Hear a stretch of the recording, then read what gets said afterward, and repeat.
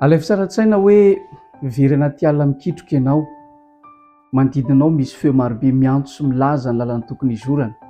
Ny iray miteny hoe avia aty, ny anankiray ity no aingana kokoa, dia samy manana ny heviny ireo rehetra ireo. Fa ny tena ilainao amin'io fotoana io dia zavatra iray tsy miova sady azo antoka.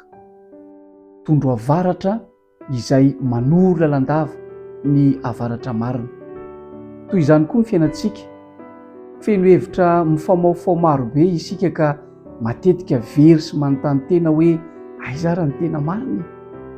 Ary namaly izany Jesosy amin'ny filazany tsara araka ny Jaona 4:19 manao hoe izaho no fahamarinana.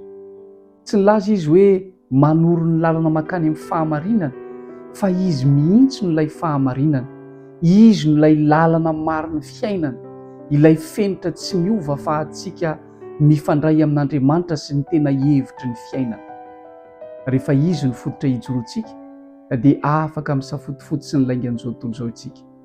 Koa amin'izao fiainana mikorontana izao ry havana, aza manaiky ho very ianao, misy lalana velona izay azonao raisina ny anarana dia Jesosy Kristy.